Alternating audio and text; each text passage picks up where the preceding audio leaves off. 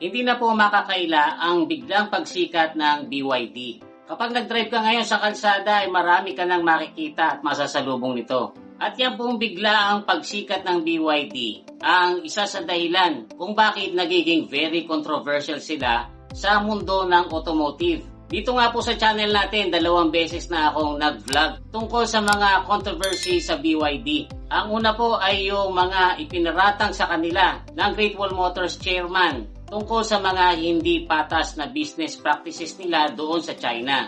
At ang pangalawa naman pong ginawa nating vlog niyan ay yung pag-atras ng ilan sa mga partners nila tulad ng Mercedes-Benz at saka ng big time na billionaire investor na si Warren Buffett.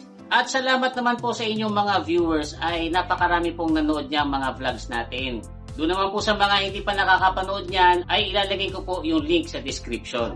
Ang hassle nga lang po nung ginawa natin itong mga vlogs na ito, bagamat marami mga natuwa na mga anti-Chinese product na viewers, kaya lang marami rin naman po mga nagalit na viewers na mga BYD owners. Especially yung ilan sa mga membro ng BYDC Lion 6 community na Facebook page kung saan napapagbintangan po tayo na tayo daw ay BYD hater. So lilinawin ko lang guys, dito po sa channel natin patas lang po tayo, hindi po tayo hater na kahit na anong brand ng sasakyan at kahit saang bansa pa man yan ginawa. Ang channel po kasi natin ay all about automotive.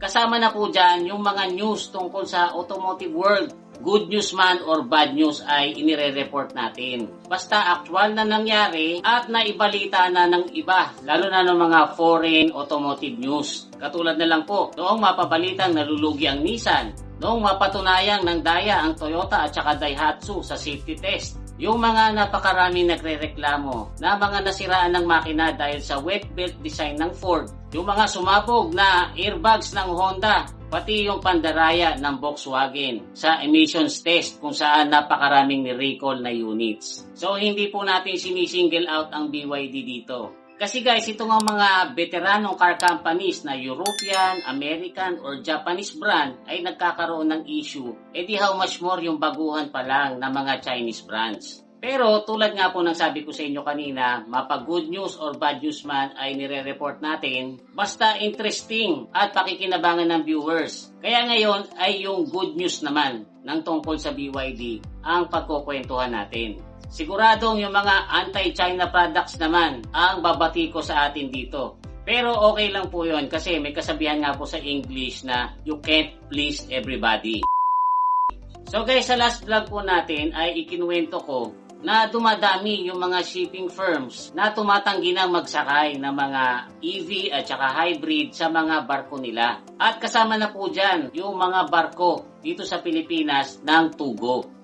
Kung hindi nyo pa po yan napapanood ay ilalagay ko rin po ang link sa description. Tinatanggihan na po ng ilang mga shipping firms ang mga EV at hybrid na maisakay sa barko nila kasi para daw ma-ensure nila yung safety ng mga pasahero nila at ng mga barko nila. Kasi alam nyo guys, noong June ay mayroong isang malaking carrier na mga sasakyan kung saan mayroong 3,000 mahigit na vehicles including EV at saka hybrid ang nasunog na ang pinagmulan ay yung mga battery nga po ng EV at saka hybrid. Ang pangalan po ng barkong yan ay yung Morning Midas. Inabando na po yan ng mga crew at 20 days po yung nasunog na ang ending ay lumubog din. Kasama na yung mga lulan nitong sasakyan. Pero guys, kahit na maraming shipping firms ang ayaw nang tumanggap na mag-transport ng mga EV at saka hybrid ay hindi po magpapatalo ang BYD. Hindi po sila magpapapigil sa mga ganyang pagsubok kasi guys, nagpagawa sila ng sarili nilang mga barko na dedicated lang sa pagde-deliver ng mga EV at hybrids nila. Tapos ang pinakaunang nagawang barko nila na pinangalanan nilang BYD Shenzhou ay dito po unang dumaong at nag-deliver sa Pilipinas. Ang BYD Shenzhou po ay sumusukat ng habang 652 feet. At kaya po nitong maglulan ng 7,000 vehicles. Pero nung dumaon po sila dito sa Batangas Port, ay 1,500 lang ang ibinaba nila noong July 25. Inabot po ng 36 hours yung pagbababa noong 1,500 na vehicles. Then after nun, lumayag na po ito papunta sa next destination nila sa Jakarta, Indonesia. Then sa Singapore, sa Malaysia, and finally sa Thailand. Ang ipinagmamalaki po ng BYD dito sa ginawa nilang carrier ay liquefied natural gas po ang nagpapower dito. Kaya 30% na higit na mas malinis ang emissions nito kaysa doon sa mga barko na gumagamit ng traditional fuel. Ito daw po kasi ay naka-align sa BYD's long-term mission na makatulong sa paglesen ng global warming. Alam nyo kasi guys, kahit na maraming issues na kinakaharap itong BYD lalo na doon sa China, ay 159.5% pa rin ang itinaas ng global sales nila. In fact, sila nga po ang number 1 na supplier ng EV worldwide. Tinalo pa nga po nila ang Toyota sa Japan mismo pagdating sa sales ng EV. Kaya kung sa ibang mga bansa nga po ay maraming bumibili niyang BYD, huwag na kayong magtaka kung unti-unti yang pasikat ng pasikat dito sa Pilipinas. Kasi marami man po silang haters ay marami rin pong sumusuporta sa kanila. Ang kwento nga po sa akin ng kaibigan nating car agent at vlogger na si Car Loan Expert, kapag mapunta ka daw ng showroom ng BYD, ay sobrang busy na inaabot sila ng hanggang 10 PM sa pag-entertain ng mga walk-in customers. Patunay lang po yan na marami ng mga Pinoy ang ready na sa pag-adapt ng EV at ng hybrid.